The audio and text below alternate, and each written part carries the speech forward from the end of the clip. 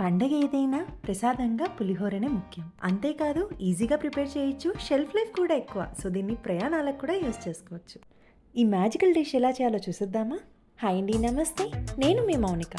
Welcome back to Madhura kitchen. ముందుగా ఒక glass రైస్కి 50 గ్రాముల వరకు చింతపండును నానబెట్టుకోవాలి. వేడి నీళ్ళు వేసి నానబెట్టుకుంటే త్వరగా నానుతుంది. సో హాఫ్ అన్ అవర్ తర్వాత గుజ్జును తీసి పక్కన ఉంచుకోవాలి. గుర్తుంచుకోండి, నీరు ఎక్కువగా వేయకూడదు. చింతపండు రసంలో ఎక్కువగా వేస్తే చాలాసేపు అరిసలించాల్సి ఉంటుంది, లేదు అంటే నిల్వ అనేది ఉండదు. గుజ్జు అనేది చిక్కగా తీస్తే బెటర్. ఇప్పుడు ఒక బ్యాలెన్ తీసుకొని అందులోకి మనం తీసి పెట్టుకున్న చింతపండు రసాన్ని వేసుకోవాలి. ఇందులోకి 3 నుంచి 4 వరకు చీల్చి పెట్టుకున్న పచ్చిమిర్చిని వేసుకోవాలి. ఇది బాగా మసులుతుండగా ఇందులోకి గుప్పెడు వరకు కరివేపాకును వేసుకోవాలి. ఇదంతా కూడా బాగా దగ్గరగా అయ్యి ఈ మిరపకాయ మెత్తపడి కలర్ చేంజ్ అవుతుంది. అలాగే కరివేపాకు కూడా కలర్ చేంజ్ అవుతుంది. సో అంతవరకు దీన్ని బాగా ఉడికించాలి. ఆ చిక్కగా మనకు పేస్ట్ లాగా అవ్వాలి ఇదంతా కూడా. చింతపండులో ఉండే పులుపు వల్ల డైజెషన్ కూడా బాగా హెల్ప్ అవుతుంది. అంతేకాదు ఈ పులిహోరని ట్రావెల్కి కూడా తీసుకెళ్ళచ్చు, ఎందుకంటే ఇది స్టోరేజ్ లైఫ్ అనేది బాగుంటుంది. సో ఇది చూసారు కదా, దగ్గరగా అయిపోయింది. కలర్ కూడా కరివేపాకు కానీ పచ్చిమిర్చి కానీ చేంజ్ అయిపోయాయి. ఇక్కడ నేను గుజ్జుని సపరేట్గా ఉడికించుకుంటున్నాను, పోపుని సపరేట్గా వేసుకుంటున్నాను, లేదంటే పోపు మెత్తపడిపోతుంది. ఇప్పుడు ఇందులోకి 1 టేబుల్ స్పూన్ వరకు సాల్ట్ని యాడ్ చేసుకుంటున్నాం. నెక్స్ట్ పసుపుని ఒక 1/2 స్పూన్ వరకు యాడ్ చేసుకోవాలి. మెయిన్ సీక్రెట్ ఇంగ్రీడియంట్ బెల్లం. కొద్దిగా బెల్లం వేస్తేనే ఈ పులిహోర అనేది కమ్మగా ఉంటుంది టేస్ట్. బెల్లం ఎక్కువగా వేయకూడదు, జస్ట్ అలా టేస్ట్ అనేది తెలియాలి అంతే. సో ఇది రెడీ అయిపోయింది కదా, దీన్ని పక్కన ఉంచుకొని నెక్స్ట్ మనం బియ్యంని కడిగి పెట్టుకోవాలి. సో ఇక్కడ నేను 1 కప్ వరకు రైస్ని వేసుకుంటున్నాను. రైస్ని ఒక 2-3 టైమ్స్ వరకు వాష్ చేసిన తర్వాత 1 అవర్ వరకు నానబెట్టుకోవాలి. బియ్యం అనేది నానితేనే అన్నం మెతుగా ఉంటుంది. సో ఆ గుజ్జుని బాగా పీలుస్తుంది. రైస్ని ఇలా పక్కన ఉంచుకొని కూడా ఉడికించుకోవచ్చు, లేదా అంటే కుక్కర్లో కూడా పెట్టుకోవచ్చు. ఇలా పక్కన చేయడం వల్ల ఏ స్టేజ్లో అయితే మనకు రైస్ కరెక్ట్గా ఉడికింది అనుకుంటామో ఆ స్టేజ్లో ఆపేయచ్చు. సో దానికోసం నేను ఈ మెథడ్ని ప్రిఫర్ చేశాను. ఇప్పుడు దీన్ని పక్కన ఉంచుకొని నెక్స్ట్ బాలిలోకి ఒక 4 స్పూన్ల వరకు ఆయిల్ని వేసుకోవాలి. ఆయిల్ అనేది బాగా హీట్ అవ్వాలి. ఆయిల్ బాగా హీట్ అయ్యాక ఇందులోకి పోపు దినుసులు అన్నీ కూడా యాడ్ చేసుకోవచ్చు. ముందుగా ఇందులోకి ఒక చిన్న కప్పు వరకు పల్లీలని యాడ్ చేసుకుంటున్నాను. నూనె బాగా కాగాలి, అప్పుడే పల్లీలు అనేది లోపల వరకు వేగుతాయి. ఇప్పుడు సిమ్లో ఉంచుకొని వేయించుకోవాలి.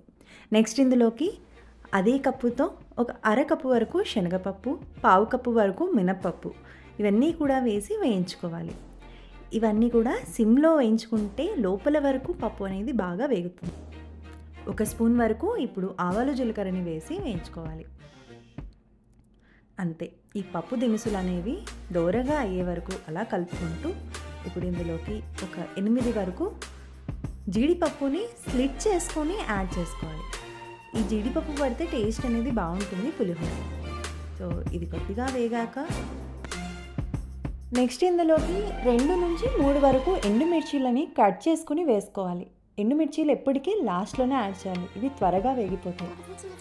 ఇప్పుడు గుప్పెడంత వరకు కరివేపాకును కూడా వేసుకొని అలా కొద్దిగా దోరగా వేయించుకున్న తర్వాత ఇది ఆప్షనల్.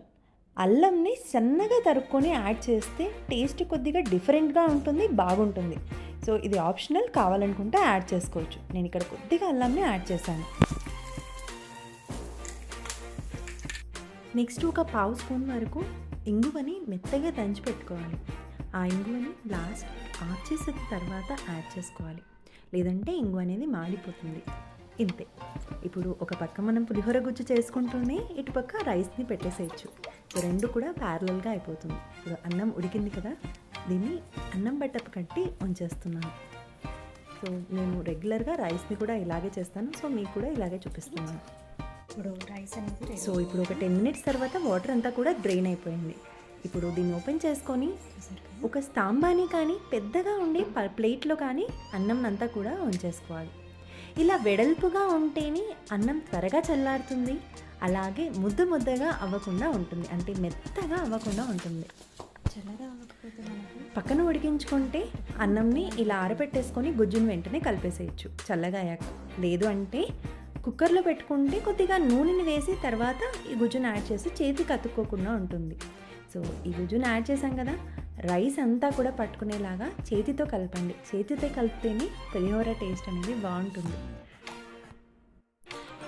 పులిహోర అనేది కలిపిన తర్వాత ఒక 1 అవర్ అన్నా కనీసం నానాలి.